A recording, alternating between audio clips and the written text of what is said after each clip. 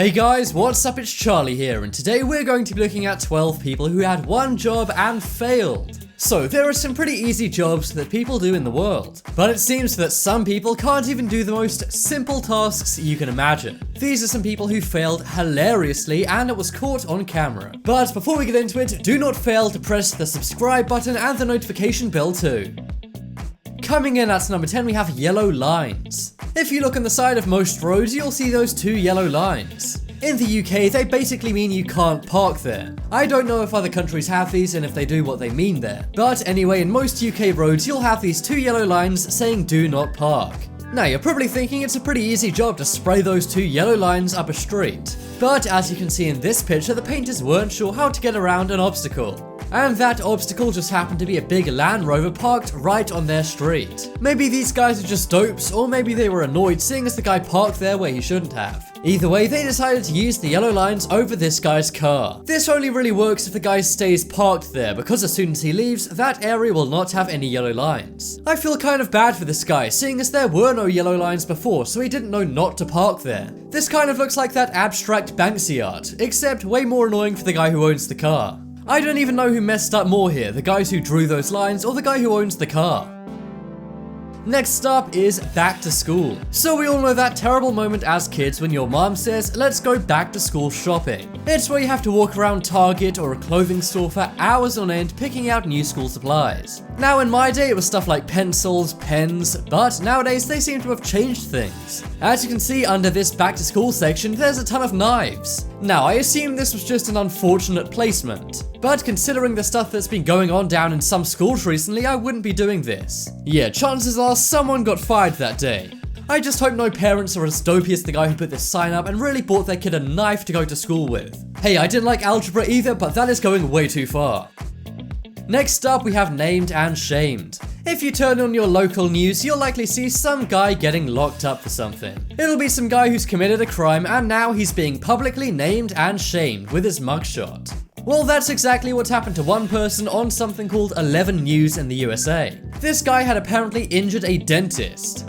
So they put his mugshot and his first name and last name. The only problem is they didn't fill in his first name and last name, so it literally came up saying first name, last name. I assume their graphics editor got fired that day, so this is a pretty big mess up. This guy goes out of his way to do something terrible and doesn't even get the recognition he deserves. I think I'd be pretty happy being this guy though, as now you can at least remain anonymous. Unless the guy's name is actually first name, last name. In that case, his parents had one job and failed.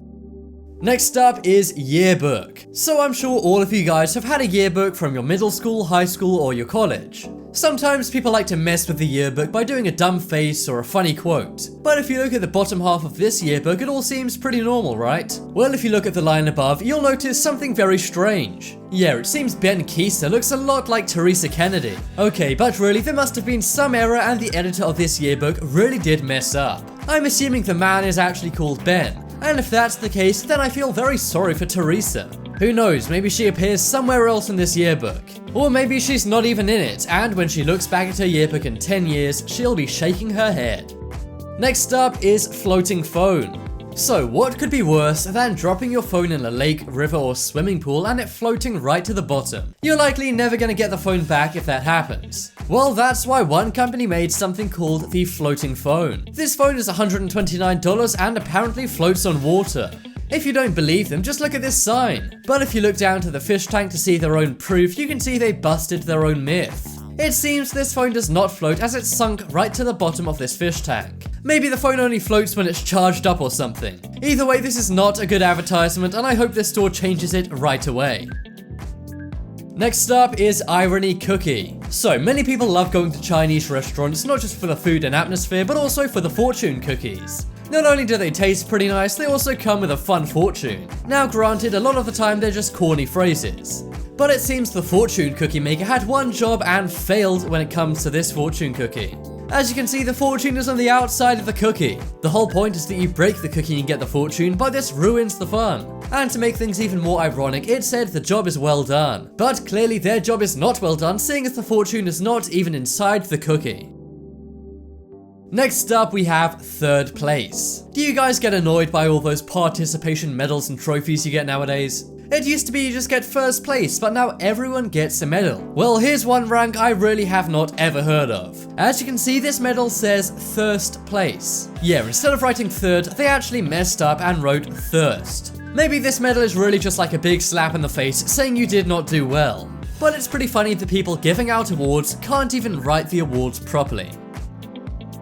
Next up is fire. So we all know that in some places there are special parking places for emergency services. For example, there may be a special parking slot for an ambulance. Well, outside one building there's a special spot for fire engines. But as you can see, the road painters seem to have a very bad form of dyslexia. Either that or they just had a big night out and haven't fully recovered yet. As you can see, they wrote fry instead of fire. Hopefully the firemen aren't as dopey as them and they work it out. But it's still not very helpful to misspell something where emergency services park. Next up is superheroes. Whether you were a kid in the 1950s or a kid today, you love superheroes. It's something that just seems to be timeless, and kids get superhero everything. They get comic books, t-shirts, action figures, but another thing that they get is back to school items. If you look at the top of this backpack, you'll assume it's a Superman backpack. But it seems the guy who made this backpack doesn't know the DC brand very well. That is because despite having the picture and logo of Superman, he put Batman.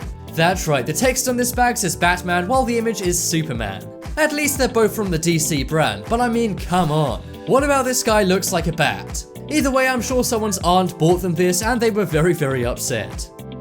Next up is Asia. Do you want a t-shirt with a continent on it? Probably not. What's the point, right? Well, it seems one clothing company thought that would be a trendy style. As you can see, the bottom of this t-shirt says Asia. So you would assume there would be some kind of picture of Asia, right? Well, that's where you would be wrong. For anyone with a basic knowledge of geography, you'd know that this is Africa. I'm really not sure how you can mix these two continents up, as they're so different. But I think whoever made this shirt needs to stop designing t-shirts and travel a bit. Or, you know, just look at a globe.